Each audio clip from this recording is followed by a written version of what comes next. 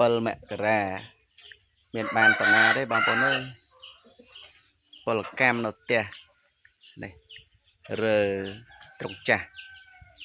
ចាញ់ចាក់ដីបាទឆ្នៃត្រង់ថ្មីបាទហើយជារៀបចំធ្វើចេះឲ្យបានហើយជា50-60កន្លះទៀតអានេះវាទៀបពេកទៀបពេលភ្លៀងមកខែវស្សាទឹកបាទទឹកចូលដល់ចឹងរើចាញ់សម្រាប់ធ្វើចាញ់អ្នកឯងបេប៉ាក់ហ្នឹងបាទត្រង់ចិត្ត20 ម៉ែត្រណាតែរើបានដបូលអខ្ជិលរកគេ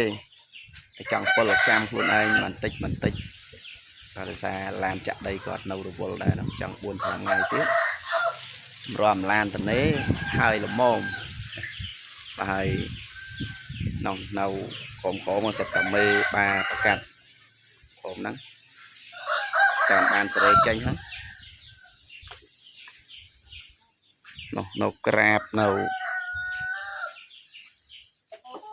ហាក្តៅហ្នឹងសិនណាដល់ខ្លះជាក់ខ្លះអាដាងតូចនេះមកយកមកដាក់មកត្រង់នេះសិតមេបងប្អូនអើយមេស្អាតគីឡូបែ20ហ៎ពួកនេះមុំណាសាន់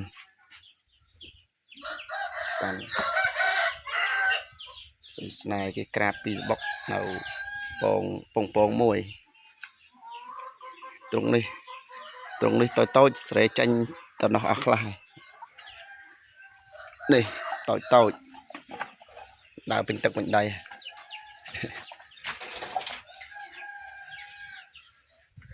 ហ្នឹងហើយសម្រាប់បងប្អូនត្រូវការកូនតូចកូនធំអីស្ទាវនិយាយទៅចាប់ពី7 ខែចុះក្រោមមានអត់ខ្វះតែពេញលេង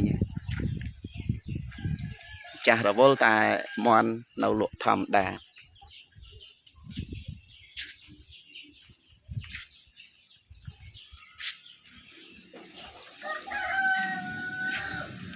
ញ៉ាមេអំបាវចំផានសេកាត់អានេះឲ្យកូនវាយរោល្អណាស់អ្នកលោខ្សែនៅត្រង់ហ្នឹង